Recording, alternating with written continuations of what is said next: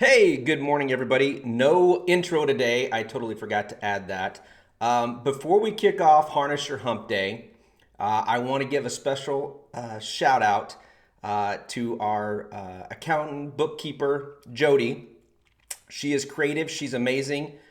She keeps us financially moving forward. But if you look behind me, I know many of many of you have commented that the calendar had not been updated. Actually, you messaged me. You were nice. So Jody was nice enough to update our calendar, and we'll probably put some other events in there. But as you can see, it is updated, and she did an amazing job. Along with that, I hope everybody is starting to feel a little bit more at ease. I hope you are able to get out, enjoy the weather, the summer heat. If you're in Southern Illinois or wherever you're at, I hope you're enjoying it. But most importantly, those of you that are business owners or run organizations, hopefully you're excited about a lot of the states opening back up, and now you're able to have your events. And with that means you're going to have to reconnect with the audience and promote your event. So today I want to talk to you a little bit about promoting your events post-pandemic and just remembering some of the basics that you need to have when you're marketing your event on social media. So let's jump right in.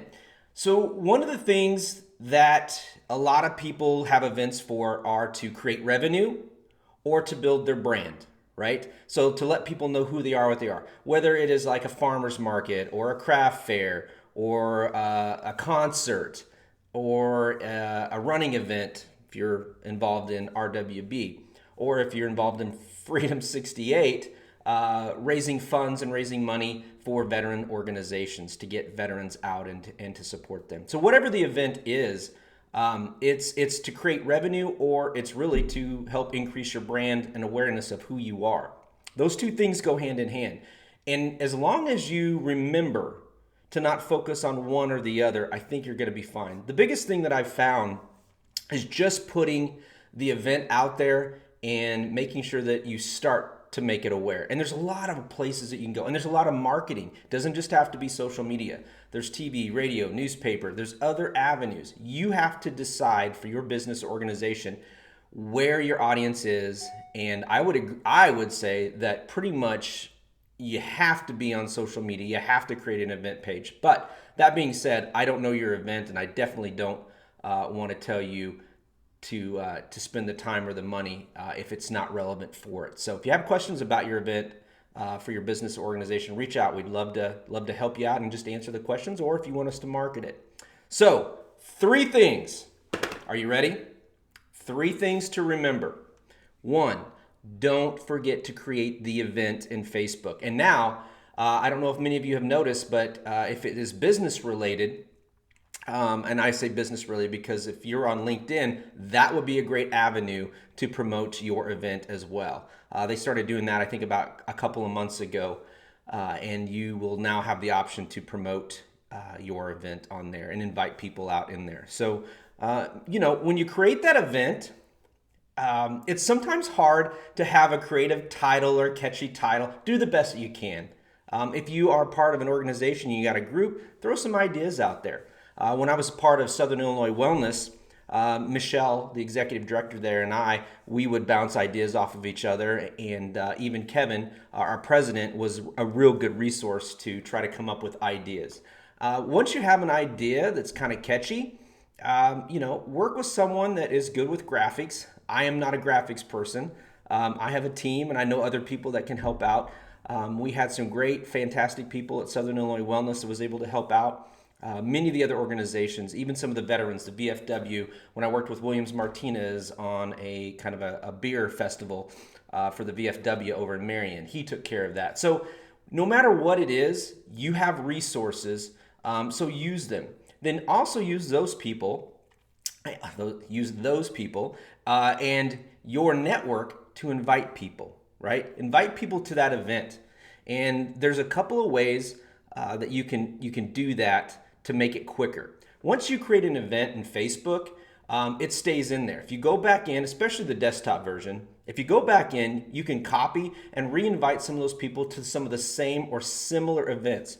Also on the desktop version, you can look at who you were in the past, who you had in the past, and see if they attended, and you can reach out to them as influencers. I know a little air quotes. You can reach out to them as influencers to see if they can help. Now, you could give them a ticket, you could give them a discount, you could do something to ask them if they'd be willing to kind of send some invites out or promote the event on their social media platforms. These are people that actually went to the event in the past, whether it's a year ago, 2 years ago, 6 months ago, a week, and they had a good time. And I think that's a good way to build off of an audience and get other people to kind of highlight it other than just you promoting it all the time. Now, 2, after you invite, make sure you have content to go out. Now, usually I say when you have a Facebook page specifically, you need to have at least content going out 5 times a week, right? I think with an event, you can get by with 2 to 3. And you want to vary that content too. Give information. Parking's always a big one. Who's coming? What's going to entail it? I think right now the biggest thing you can do is kind of pin to the top the expectations you have for the event. Meaning, do they need to still wear a mask? Do you still want to have the disclaimer of 6 feet apart? Whatever it is that you need, or you could just kind of, what a lot of places are doing, the disclaimer is just please follow in accordance with the state and health guidelines, right? If you're not aware of that, then maybe you could provide a link to the state and health guidelines. You don't want to oversell that part of it on your event. We are calling this post-pandemic, meaning we are trying to get back to normal. But if you're worried about accountability and legal, always reach out to your insurance, reach out to your lawyer if you have one, but use your best judgment on that. And just, we're all in this together. We all want to get out there, but please don't let it deter you from having your events. We can still continue to do the things that we need to do. But yes, so I would say make sure you have 2 to 3 pieces of content going out, highlighting what your expectations are, but don't focus on post-pandemic stuff. Make it fun, get them back out, and especially if your event's outside, it makes it even easier, right? And number 3, this one's probably the most important. They're all important, but the most important. You have to be excited about promoting the event and putting the content out there that's exciting, because if you don't, why would anybody else be excited about it, right? Know your audience, get excited, let people know what they can expect when they come there. Are they going to get away? Are they going to have an experience? Are they going to basically step away from the pandemic and enjoy life again? Those are the things that I think we need to really focus on. And the best way to do that is, if you are the promoter, make sure that you have video going out and let them see your excitement. I think that will help a lot. So don't forget to create the event, invite people to the event, make sure you have content going out on the event, and then build excitement through video and different types of content on the page. So we love events, by the way. If you have an event that you're passionate about, that you love, and you want to get it out there, tell you what, reach out to my team and I. We would love to pitch you an idea, see if we can work with you and help promote you. We would love to promote your event. So that being said, let's move on. I forgot the bonus tip. Bonus tip. Use targeted groups to put your event in. Now, when I say targeted groups, do not send invites out to people you know that have no interest in it. Or same thing with the groups. Do not send group invites out if you know that it's just not a good mesh, right? Don't just send it out to thousands. Try to be targeted about it. All right, moving on. Every Monday, and I forgot to watch this week's Marketing Makeup Monday with Crystal, so don't tell her. But I'm gonna go and go back and watch that one on the playlist.